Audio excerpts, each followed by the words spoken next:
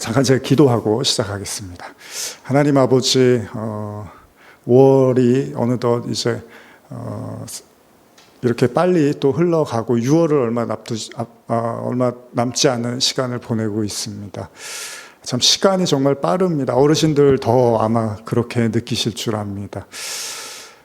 주님, 우리에게 주신 이 시간들 허투루 보내지 않고 그리고 사람에게 주어진 시간이라는 것이 우리가 다 알 수 없습니다. 누군가에게는 모두가 생각하는 그런 시간이 주어질 수도 있지만 또 누군가에게는 생각지도 못한 시간이 주어질 수도 있을 것입니다. 아마 시간이 여유 있는 사람들은 그렇게 생각하지 못할 수도 있어도 시간이 절박하고 시간이 없다고 느껴지는 사람에게는 하루하루가 너무나 소중할 것입니다.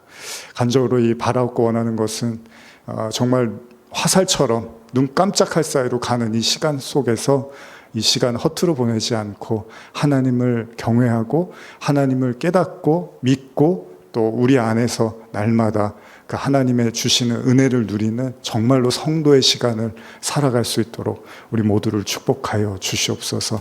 오늘 예배로 발걸음한 모든 성도들 가운데 하나님 그냥 돌려보내지 마시고 부족한 저를 통해서 하나님의 말씀을 나눌 때 하나님께서 어떤 형태로든지 간에 그 음성을 듣게 하여 주시옵소서.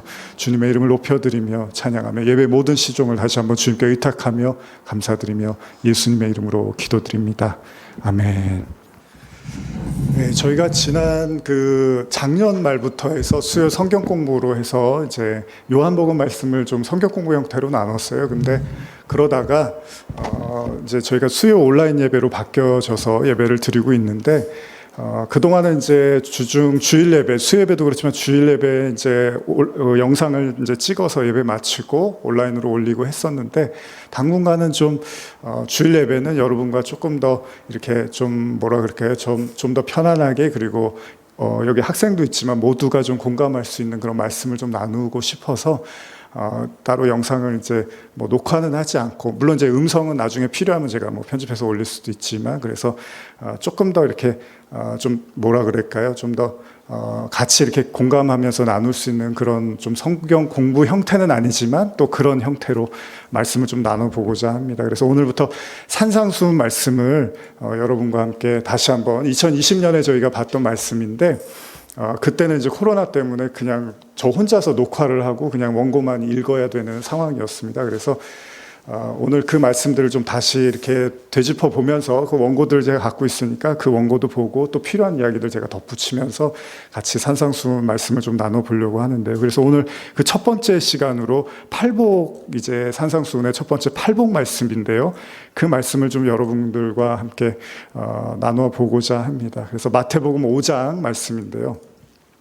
한번 마태복음 5장 오늘은 4절까지만 한번 말씀을 읽으면서 여러분과 함께 좀 시작했으면 좋겠습니다. 따로 PPT를 저희가 준비하진 않았습니다. 성경 앱이나 성경 있으신 분들 찾으면서 저도 그리고 중간중간에 제가 원고도 있지만 좀 필요해서 생각나면은 같이 저도 성경을 찾으면서 여러분들에게 부연 설명도 해드리고 말씀을 좀 나누어 보려고 합니다.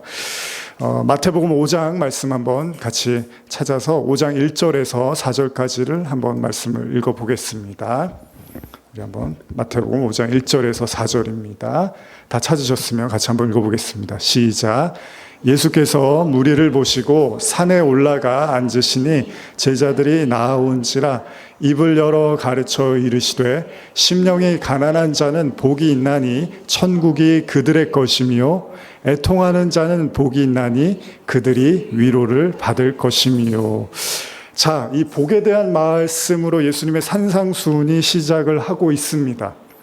예수님이 사실 많은 말씀들을 하시긴 했지만 이제 설교처럼 우리가 산상수훈 말씀은 일종의 이제 예수님이 어떤 주제를 가지고 이렇게 계속해서 말씀을 이렇게 진행해 가시는 제자들에게도 요한복음을 보시면 어떤 가르침들이 있잖아요. 근데 우리가 대표적으로 이제 산상수훈 말씀을 많이 이제 주목을 하죠. 그리고 그 속 안에 이제 예수님이 우리에게 전해주고 싶은 어떤 복음의 메시지, 그리고 하나님과의 관계, 그리고 성도의 삶이나 이런 모든 것들이 다 녹아져서 있다고도 볼 수 있습니다. 그래서 산상수훈을 굉장히 이제 중요하게 보고, 또 많은 분들이 설교를 하고 계시고요. 저도 또 잠깐이지만 설교를 했었는데, 그래서 그 내용들은 이미 이제 여러분들과 나눠서 더 깊은 얘기를 제가 하지는 않고, 일단 오늘은 이 복에 대한 이야기로 여러분과 말씀을 좀 나눠보고자 합니다. 그래서 산상수훈 5장 1절에서 4절을 보시면 그 예수님이 사람들, 무리들과 제자들 향해서 가르칠 때 제일 먼저 그 꺼내신 말씀이 바로 이 복에 대한 말씀인데, 우리가 팔복이라고 알고 있죠. 이 팔복의 내용을 이제 예수님이 하나하나씩 이렇게 언급을 하시는데, 그 첫 번째가 바로 여러분들이 잘 아시는 심령이 가난한 자에게 주시는 복입니다. 그래서 제가 이전에 2020년에도 설교를 할 때 이런 제목이었어요. 그때는 복인가 저주인가. 그러니까 팔복이라는 것이 정말로 예수님이 이제 팔복을 말씀하시는데, 이게 진짜 읽어보면은 이게 복인가 저주인가라는 생각이 들 정도로 뭔가 이 일반 사람들에게는 맞지 않는 내용처럼 와닿을 수도 있다는 거죠. 예를 들면 지금 여러분과 제가 읽으신 것처럼 심령이 가난한 자에게 임하는 복, 그리고 두 번째는 애통하는 자에게 임하는 복. 그래서 지금 오늘 나는 가난한 자, 그리고 애통하는 자. 예수님이 언급하신 복이 이런 형태로 등장을 합니다. 그리고 나서 뭐 나중에 의에 줄이고 목마른 자라든지, 그리고 또 가보면은 핍박을 받는 자에 대한 복, 이런 게 있어요. 이번 주에 저희가 수요일 날 사도행전 5장 말씀을 이제 계속 이어나가는데, 거기 보면 사도들이 어떤 표현을 쓰냐 하면 성령을 받고 복음을 증거하는데, 그들이 이제 핍박을 받잖아요. 감옥에도 가고 매를 맞는 그런 상황이 벌어지는데, 사도들이 뭐라고 하냐면 그거를 자기네들이 특권이라고 말을 합니다. 근데 특권이 어떤 특권이냐 하면은 박해를 당하는, 능욕을 당하는 것을 특권으로 말을 해요. 근데 이 이야기를 예수님이 이미 산상수훈에서 하고 계십니다. 한번 성경 읽어보실까요? 한번. 이 5장 10절에서 11절인데요. 이거 한번 같이 읽어보겠습니다. 시작.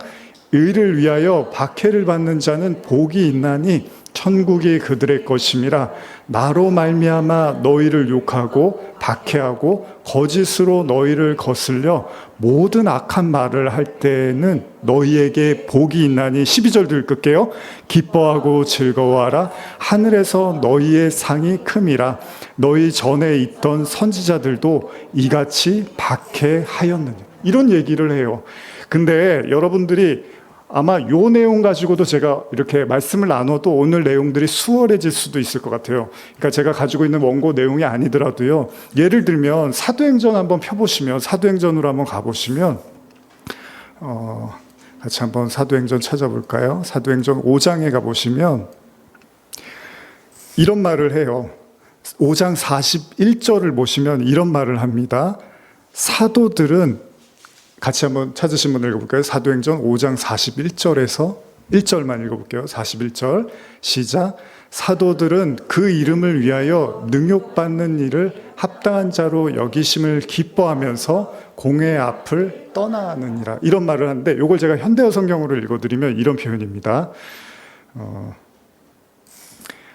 사도들은 하나님께서 예수의 이름에 모욕당하는 특권을 주신 것을 기뻐하면서 의회를 나왔다. 이렇게 이제 현대어 성경은 번역을 하고 있습니다. 그러니까 물론 번역에는 차이가 있을 수 있지만 사도들이 어떤 능욕을 당하고 고통을 당하고 핍박을 당하는 것을 특권으로 생각을 했다는 거예요.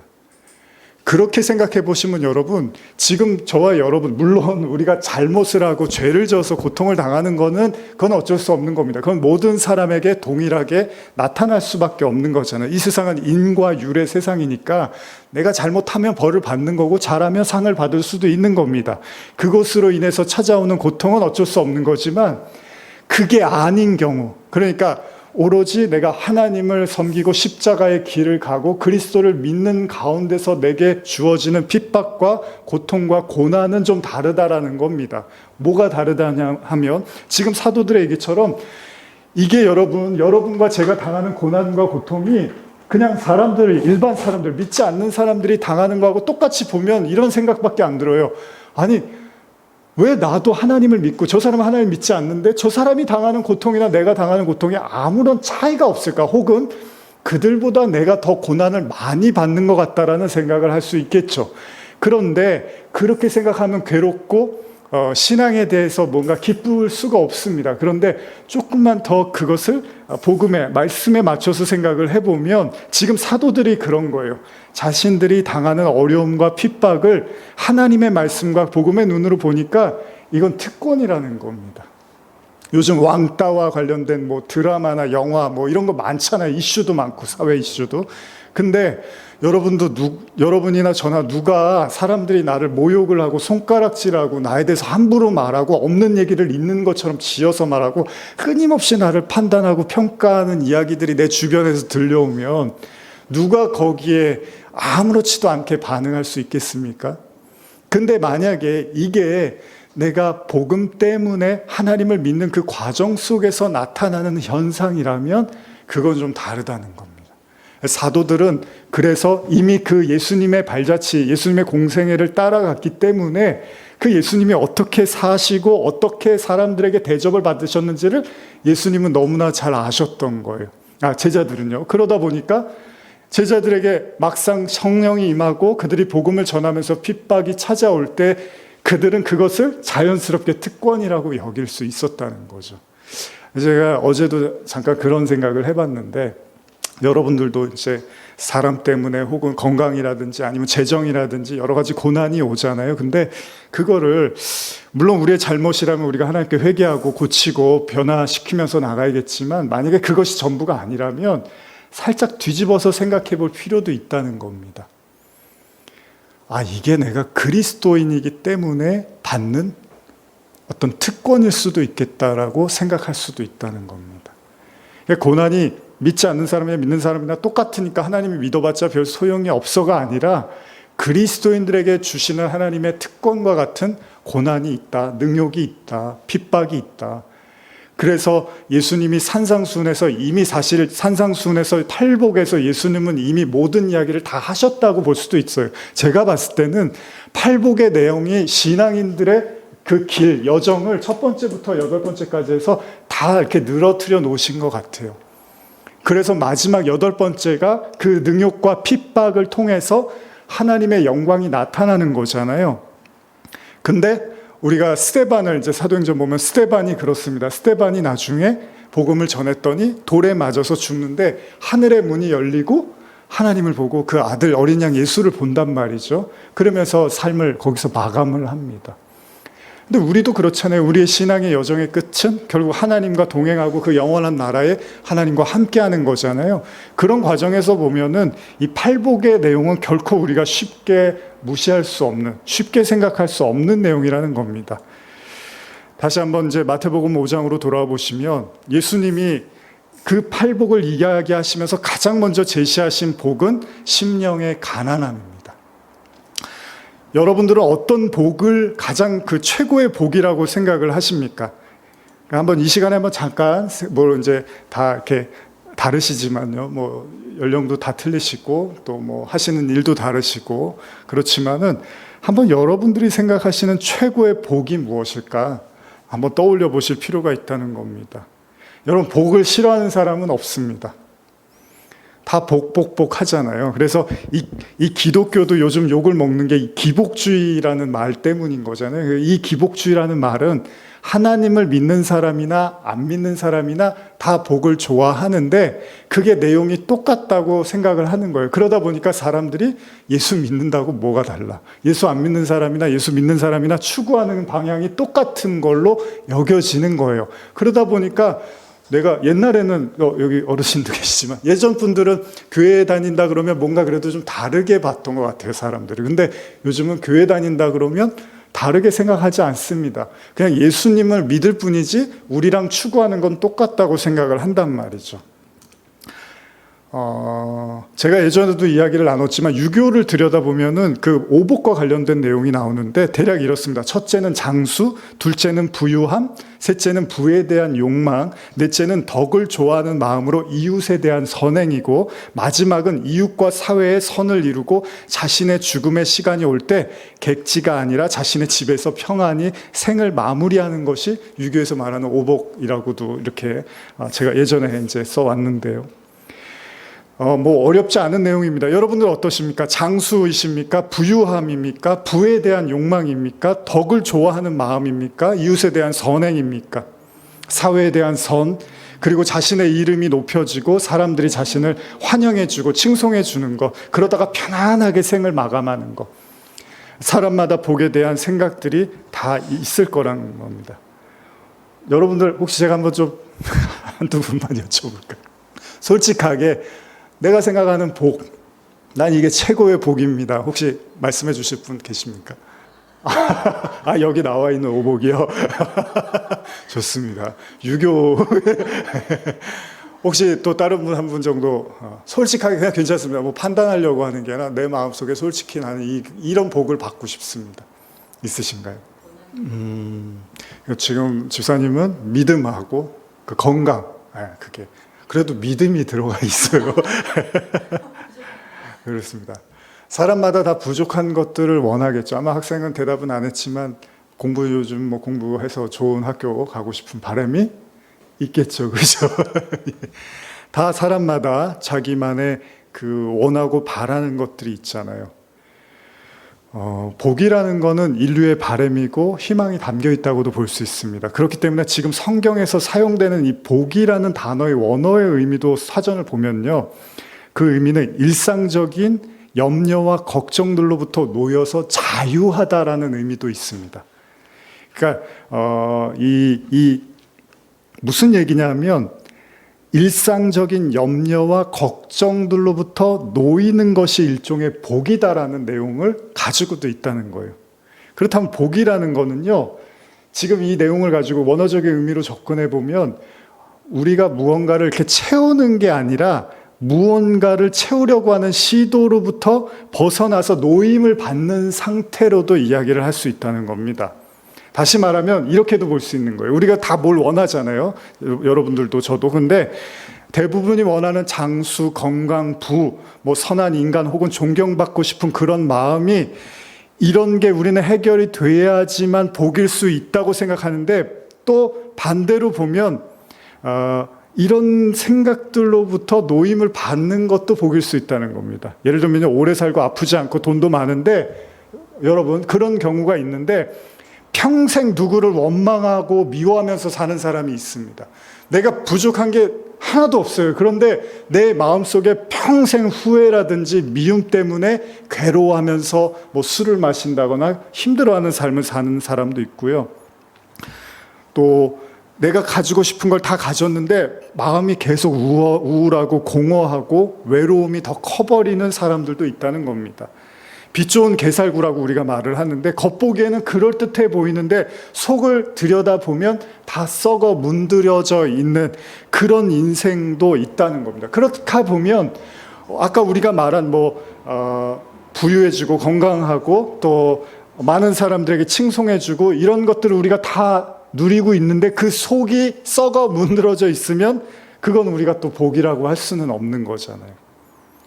그러니까 예수님이 말씀하시는 복은 가만히 생각해 보면은 어쩌면 인간이 바라는 어떤 욕망의 수준을 벗어나지 못하는 그런 수준의 이야기는 아닐 수도 있다는 거예요. 잘 한번 생각해 보세요.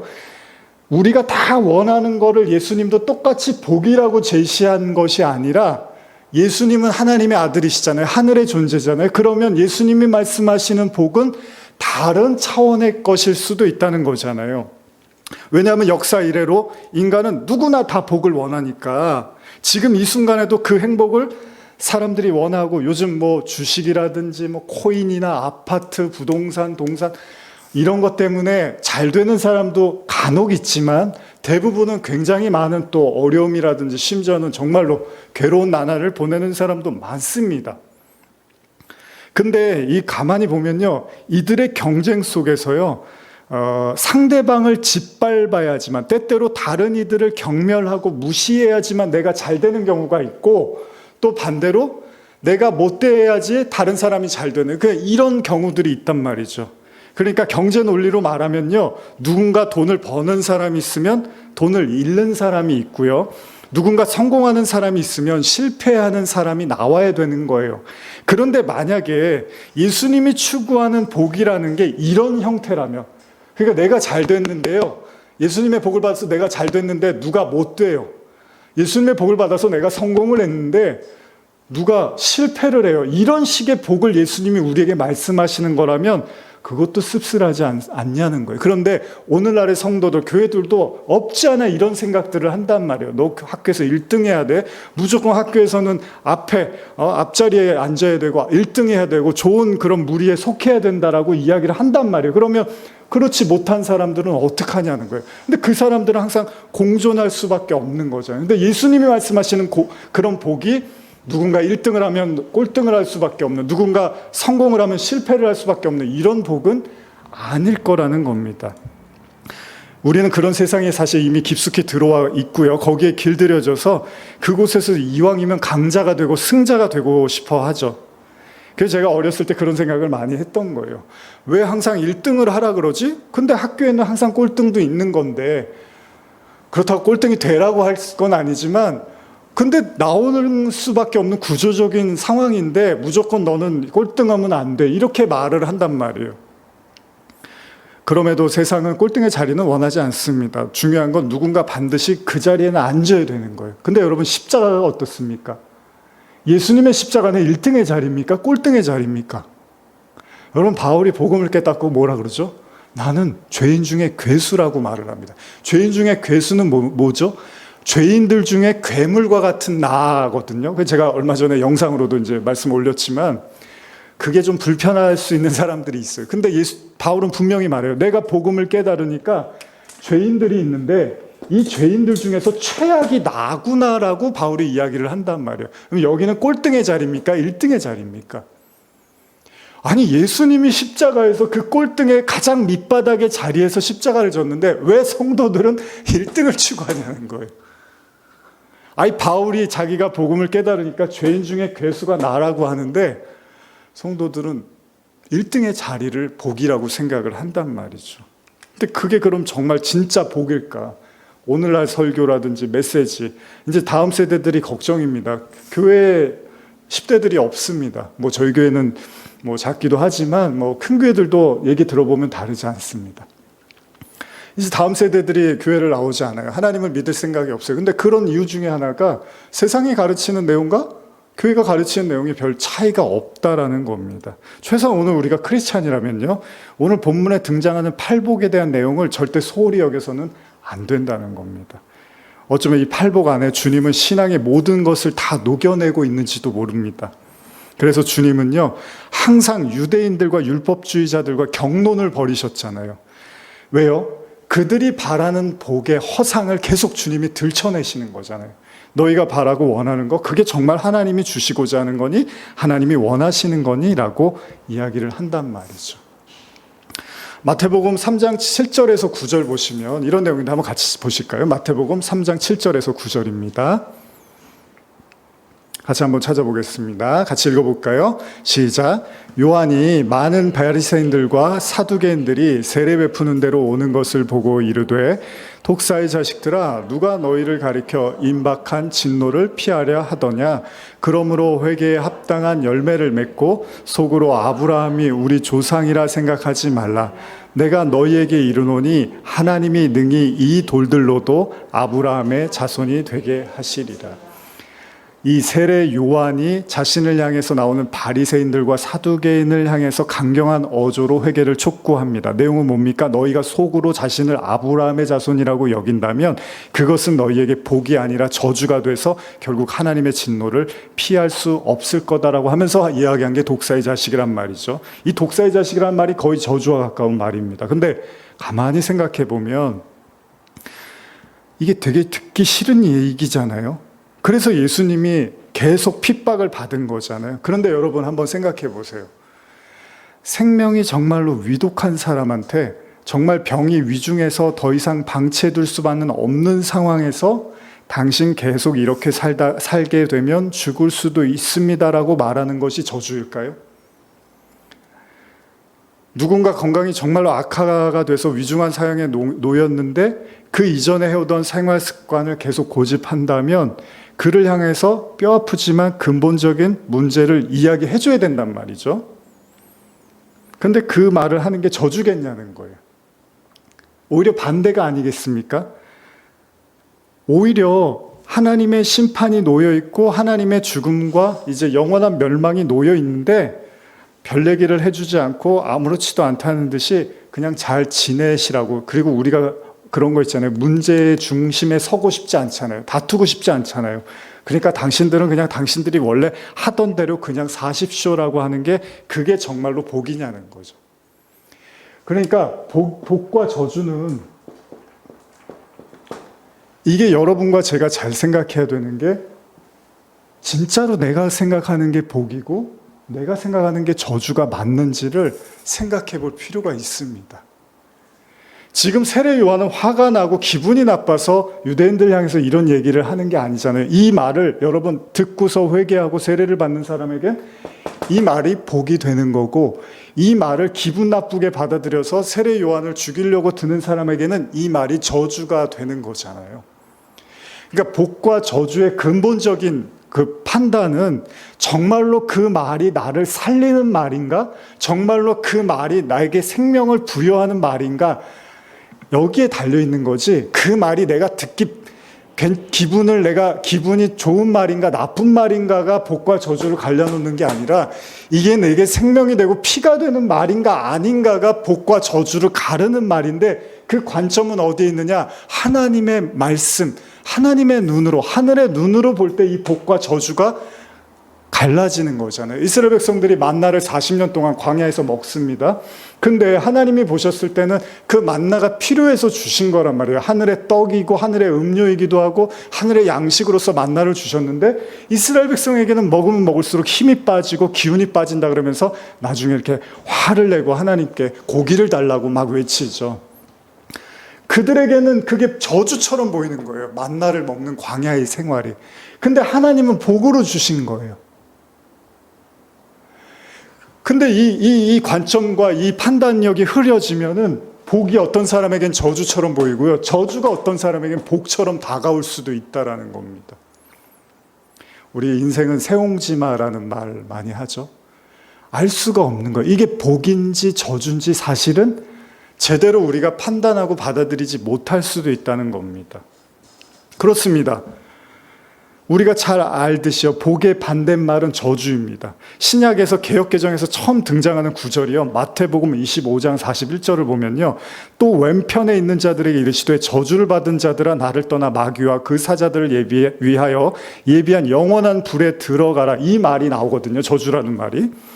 근데 이것도 원래 의미에서 사전적 의미를 보면 어떤 사람을 저주하다, 어떤 사람에게 악담하다, 어떤 사람에게 재앙을 내리라고 빌다, 이런 뜻이 있어요. 따라서 저주를 받은 사람은 멸망시키는 힘의 영역에 들어가는 거라는 거죠. 저주는 저주 안에 있는 힘이 소모될 때까지 저주받은 자를 향하여 효과적으로 작용을 한다, 뭐 이렇게 사전적으로 보고 있는데, 그러니까 복의 반대말인 저주는요, 정말로 누구를 멸망시키기 위한 거라는 거예요. 저주라는 말 자체가 누구를 완전히 망하게 해서 다시는 일어나지 못하게 하는 것을 저주라고 합니다. 여러분, 혹시나 예전에도 나눴지만 우리가 누구를 미워하면은 어떻죠? 우리 마음속 깊은 곳에 울리는 외침이 있습니다.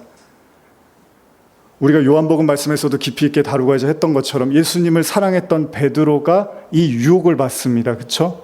그리고 예수님을 3번을 저주를 하잖아요. 저주한다는 건 베드로가 예수님이 멸망당하기를 원한 걸까요? 근데 저주를 했다고 성경은 써 있단 말이죠. 그러니까 베드로에게 예수님은 복으로 갔는데 나중에 베드로는 저주를 받아버렸어요, 예수님은.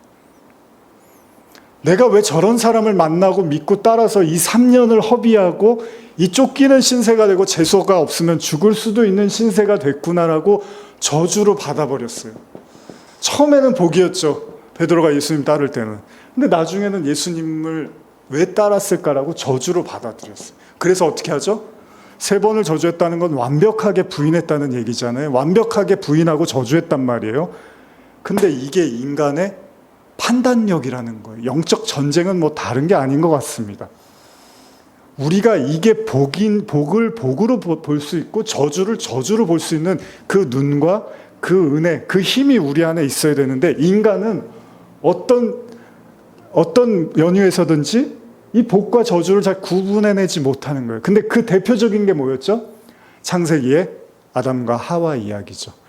아이러니하게도요, 인간은요, 자신의 복과 안녕을 추구하면 할수록 때때로 누군가를 저주하게 되죠. 이게 이제 당연히 나타나는 현상 같아요. 왜냐하면 인간이 추구하는 복은요, 다른 사람을 저주해야지만 얻을 수 있는, 쟁취할 수 있는 거기 때문에, 뭐 주식하는 분들 누가 돈을 잃으면 돈을 딴 사람이 나오는 거잖아요. 돈을 땄다는 얘기는 누군가 돈을 잃은 사람이 나온 거잖아요. 이런 거예요. 근데 거기에 하나님이 개입해서 너를 축복해 줄게 그러면서 누구는 저주를 받는다? 누구는 실패를 하고 누구는 성공을 하는 것에 하나님이 개입해서 그런 것들을 복이라고 준다라는 건 우리가 생각해 볼 필요가 있다는 겁니다. 여러분, 높은 자리가 각광을 받고 또 많은 재물을 요하기도 합니다. 왜냐하면 우리의 힘과 위치는 때때로 어느 정도 행복을 보장해 주면서 동시에 우리를 괴롭히는 사람들로부터 보호를 받을 수 있기 때문에 모든 사람들이 높은 자리에 가려고 하잖아요. 그런데 이런 복은 예수님이 말씀하신 복과는 다를 거라는 겁니다. 그렇지 않으면 예수님이 말씀하시는 복이라는 것도 이 용광로 같이 뜨겁고 거칠고 경쟁하고 있는 그런 세상을 더욱 달구는 격이 되는 거예요. 예수님도 말씀하면 성도들도 경쟁 속으로 더 뛰어들어가서 더 세상을 뜨겁게 만들어버리는 꼴이 되는 거죠. 똑같이 1등을 해야 되고 똑같이 성공을 해야 되고 똑같이 건강이나 장수 그런 류의 이야기를 하고 똑같이 부와 명예를 얻고 이런 것들을 우리가 다 똑같이 생각한다면 뭐 저나 여러분이나 다르지 않잖아요. 그런데 그러면 우리가 굳이 팔복을 들여다볼 필요가 없다는 겁니다. 왜냐하면 그건 누가 가르쳐주지 않아도요, 모두가 원하고 그걸 위해서 모두가 엄청 애를 쓰고 있기 때문이죠. 서론이 좀 길게 느껴지셨을 수도 있지만 저는 좀 더 진지하게 팔복에 대해서 여러분과 생각해 보고 싶은 거죠. 복 하면 좋은 얘기, 복이, 교회는 복 받으려고 나가는 거지. 그럼 다 끝난 거예요. 거기서 이미 사람들의 얘기는 다 정리가 된 거잖아요. 그러나 예수님은 그렇게 생각하고 있을 사람들 향해서 메시지를 던지는데 그게 뭡니까? 심령이 가난한 자가 복이 있다. 이게 예수님이 모든 사람들이 비슷하고 똑같은 생각을 하는 그들 향해서 던진 메시지였어요. 완전히 그들을 뒤엎는 메시지잖아요. 두 번째가 뭐죠? 애통하는 자가 복이 있다. 한번 제가 조금 여러분과 나누고 싶어요. 심령이 가난한 자가 복이 있다는 말에 동감을 하십니까? 나는 정말로 그런 것 같습니다라고 여러분들도 생각하십니까? 두 번째는 애통하는 사람. 여러분, 애통한다는 건요, 거의 사랑하는 사람을 잃었을 때의 수준의 애통입니다. 여기서 말하는 애통은. 그러니까 정말 제정신을 못 차릴 정도로 힘든 상태에서 울부짖는 애통을 지금 성경이 말하고 있는 겁니다. 그리고 여기서 말하는 가난한 마음도 어떤 마음이냐면 너무 마음이 공허하고 괴로워서 어떻게 해야 될지 모르는 상태의 마음을 가난한 마음으로도 묘사를 하고 있습니다. 자, 여러분들은 이게 복이라고 생각을 하십니까? 정말로 이 말씀이 나에게 복이 되었고 그런 경험이 있다고 우리는 그렇게 생각하십니까? 아니면 그럴 것 같긴 하지만 좀 이렇게 기피하고 싶은 말씀이십니까? 예수님이 말씀하시는 가난은 경제적인 가난은 아닙니다. 예수님이 말씀하시는 애통도 단순히 삶의 무게라든지 어려운 일 때문에, 문제 때문에 당하는 애통의 차원은 아니라는 거잖아요. 그런 것이 아니에요. 예수님이 말씀하시는 심령의 가난함, 예수님이 말씀하시는 애통함, 그건 우리들이 알고 있는 그런 차원의 수준은 아니라는 겁니다. 만약에 그렇다면 예수님이 말씀하시는 복이 사람들이 말하는 복과 또 똑같아지는 거예요. 그런데 예수님이 전혀 다른 차원의 말씀을 하시고자 하니까 아마 예수님의 입에서 뭔가 우리가 원하는 얘기를 기대했던 사람들은 또 꿍시렁 거렸을 거라는 거죠. 심령의 가난함, 마음의 애통함. 여러분, 어떻게 이게 인간에게 복이 될 수 있냐는 거예요. 한번 이렇게 좀 마음을 열어보시고, 나는 마음이 가난합니다. 혹시 그러신 분 계시면 그냥 마음으로 손을 직접 안 드셔도 됩니다. 나는 정말 마음이 너무 가난합니다. 나는 마음이 너무 애통합니다. 근데 여러분, 그게 복으로 느껴지십니까? 누군가에게 제가 여러분들한테 축복합니다. 마음이 가난해지세요. 축복합니다. 형제님, 애통하세요. 그러면 이 교회 다 가실 거예요, 사람들이. 근데 제가 그러는 게 아니라 예수님이 그러시는 거예요. 마음이 가난한 게 복이야. 애통하는 게 복이야. 그럼 또 예수님 주변의 사람들이 또 다 사라지겠죠. 이 팔복은 우리가 생각하는 수준의 이야기가 아니라는 겁니다. 예수님이 바울이 그런 얘기 하잖아요. 고린도전서 13장에서 사랑이 없으면 다 소용이 없어. 심지어는 천사의 방언도 믿음도 헌신도 봉사도 목숨을 내어줘도 사랑이 없으면 소용이 없지라고 말을 하는 게 바울의 고백이란 말이에요. 그게 뭐냐면 뭔가 중요한 핵심과 메시지가 있는데 그거를 빠뜨린 모든 것들은 하나님 앞에서는 하나도 인정받을 수 없다는 거라면, 저와 여러분들이 원하는 복이라든지 바라는 기대라든지 비전이나 이 세상에서의 원함이 이 팔복에 대한 정확한 이해를 하고 있지 않으면 여러분들이 원하는 그것들은 절대 여러분들에게 복이 될 수 없겠죠. 여러분들은 복이라고 붙잡고 있는데 그게 여러분들에게 저주가 될 수가 있는 거고, 반대로 여러분들이 기피했던 예수님의 말씀이 저주라고 생각했는데 그걸 여러분들이 복으로 받아버리면 그게 여러분들에게 생명이 될 수가 있겠죠. 이거는 사고의 전환 차원만은 아니겠죠. 단순히 생각을 바꾸십시오 이런 차원으로 해결될 문제는 아니지만 하나님의 은혜가 필요하고 성령의 이끄심이 필요할 줄 압니다. 심령이 가난하다는 것. 여러분, 첫 단추를 잘못 끼우면 마지막 단추도 잘못 끼우게 되는 거잖아요. 그래서 항상 어르신들이 첫 단추를 잘 끼라고 하십니다. 무슨 말입니까? 예수님의 첫 가르침인 이 산상수훈의 팔복의 첫 번째 메시지를 제대로 이해하지 못하면 나머지 말씀들도 다 잘못 이해할 수밖에 없다는 거예요. 마태복음 5장 3절을 다른 버전으로 제가 성경 읽어드리면, 마음이 가난한 사람들은 행복하다. 하늘나라가 그들의 것이다. 같은 이야기지만 좀 다른 어감이 있죠. 마음이 가난한 사람들이 행복하대요. 영어 성경을 보아도 그렇지만 대략 이런 의미입니다. 마음이 가난한 사람들, 또 다른 의미에서 영이 가난한 사람들, 그들의 것이 하나님의 나라가 된다라고도 표현을 하고 있습니다. 도대체 무슨 말입니까? 항상 들어왔던 말씀이지만 막상 생각해보면 어리둥절합니다. 물론 저는 여러분들이 이 말씀의 의미를 모른다고 생각하지는 않습니다. 그런데 이 말씀에 대한 나름대로의 해답은 갖고 계실 겁니다. 근데 설명하기가 어렵죠? 예수님은 굉장히 단조로운 어조로 표현하는 거예요. 마음의 가난함, 혹은 영의 가난함이라고도 표현하는데, 아까도 제가 말씀드렸지만은 이 푸토코스라고도 원어로 사전을 보면 푸토코스라는 말로 쓰여지고 있는데, 이거를 제가 한번 여러분께 뜻을 다시 한번 확인해 드리면 쭈그리고 움츠러드는 사람이라는 의미가 있습니다. 그리고 심지어는 자주 비참함 가운데 헤맨다는 개념이 있습니다.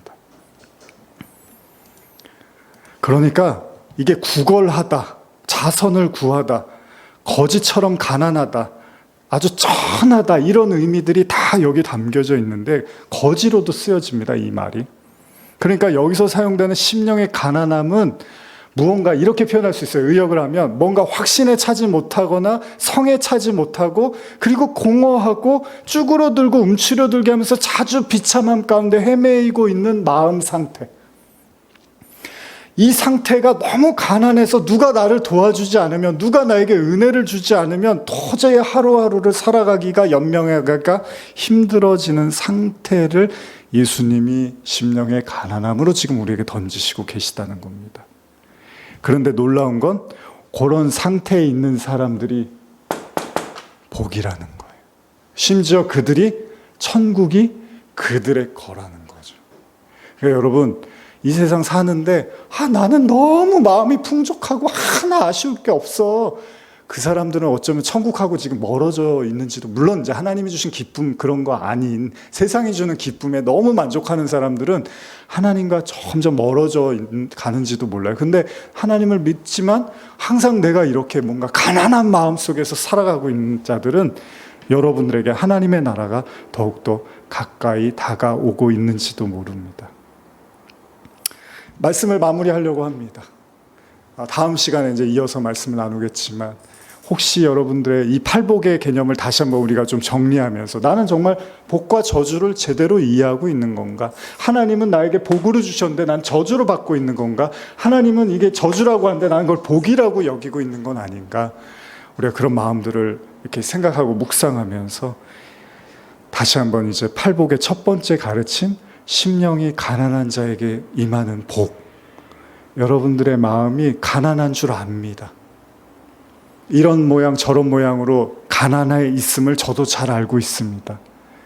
그러나 그것이 돈을 못 벌어서 내가 원하는 걸 갖지 못해서 가지는 가난함이 아니라면 하나님의 나라가 여러분들에게 가까워지고 있을지도 모릅니다.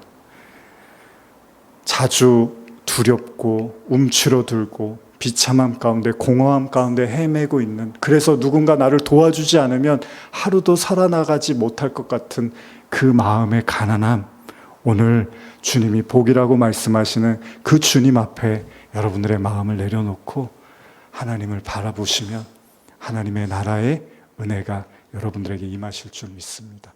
우리 잠깐 기도하시겠습니다.